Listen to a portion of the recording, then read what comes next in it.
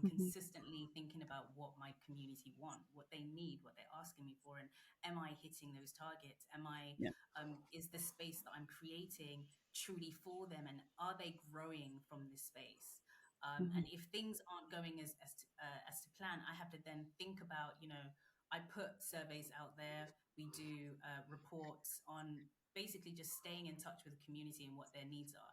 It's Yeah. easy to run a business like this and only want to do the things that you see fit, but really Hmm. you have to remember that you're serving a community. I just as an example, I've got a few stats from my latest survey where 69% of our survey participants said that they did not feel respected or valued in their creative work environment. Wow. So, looking at these stats, I'm like, damn, like 69%. Like, Hmm. that's a lot of people that don't feel that have a job within Yeah. their desired field of work, that don't feel respected, that don't Yeah. feel valued. How can Black girls in fashion now utilize this information to create a space where they are valued and that they're getting value from being within these spaces? Hmm. Then, as an addition, we've got 40% of participants that don't feel like there is any progression in their creative and fashion field.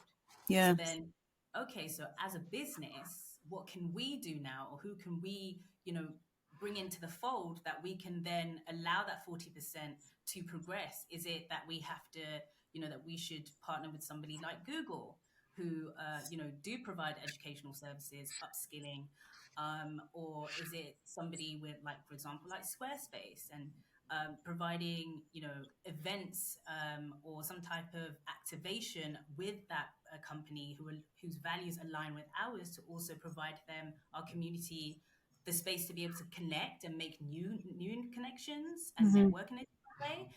It's the psychology of this is consistent. The Yeah. business has to consistently evolve because our community is consistently evolving and their lives Hmm. are changing on a daily basis. So, Yeah. but also with that comes the challenge of saying, okay, what is in line with what we're trying to do, and what can we take on, and what can't we take on at the moment? So there is so much, like, in terms of psychology and Yes. customer behavior and desires and wants. We are consistently doing a quarterly SWOT analysis of Hmm. our company and our community and what it is that we're providing. So the best outcome that we came to was that going global for next year is what we need to do. London is fantastic, and it is the hub and the creative space of the artist, of the creative. Hmm. But there is so many more people that we can reach, and also with that opportunity, we can bring London's creatives over to Paris or to New York and begin to integrate those communities Yeah. in our global mission. That's fantastic. I love the you're willing to continuously see how the challenges are changing and evolving. And I think that's so important, especially in such a fast-paced industry. It needs to be you need to be like, malleable. You need to understand how you can change with the people that you're trying to help. And I think that's so crucial. So you have that support once you're in there. But a lot of the times people just have so much difficulty, especially ethnic minorities, young people just getting in the door. I don't know about both of you, but my whole family is full of like civil servants. So I'm like second generation. A lot of my family came over from Trinidad, from Jamaica, and they thought, okay, let's do jobs that are going to be secure and stable. So my family is full of people in social work, doctors, like nurses, like in housing, like that's was my kind of field. And I think that's a lot the same it's a lot of the same issues and scenarios for other Black people. So getting into fashion psychology or just fashion in general, something that's so creative, can be very scary. And I want to come to you, Daniel, like, can you elaborate a bit more about challenges minorities can face in this industry, maybe family pressures, worrying that ethnic minority individuals are lower paid, it's not secure, and then you have like all the challenges that Debora talked about you face when you get in the industry. Can you elaborate more on this, and how can the industry change to like eradicate or at least help fix this issue? You always give me these big questions. I'll answer. Like I'll the You answer. can handle Matrix. it. I see your work. No, I think what is interesting about what you were saying at the beginning of this question is that whilst it's great work in, working as a civil servant and so on, that actually we often have been pushed into those spaces because we've not Yes. been given necessarily the opportunity to explore what a career could look like in something else.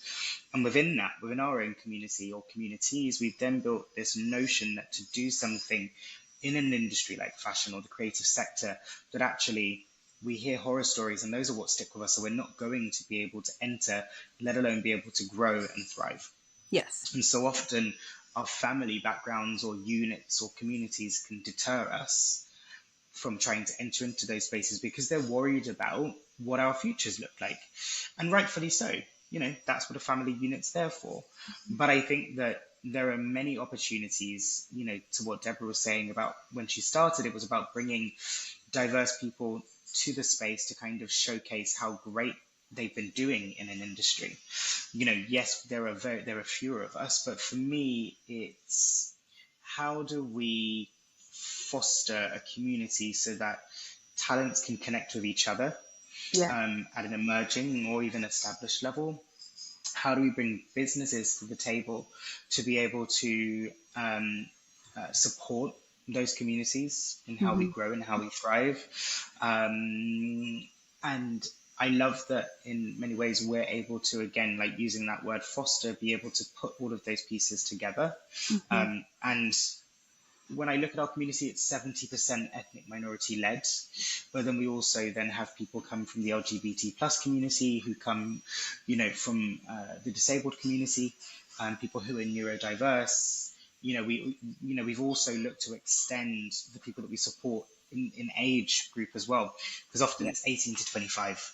And it's like, I get it, but actually sometimes you want to make a career change at 30 or Yeah. 32. You might be Yeah. a mature learner.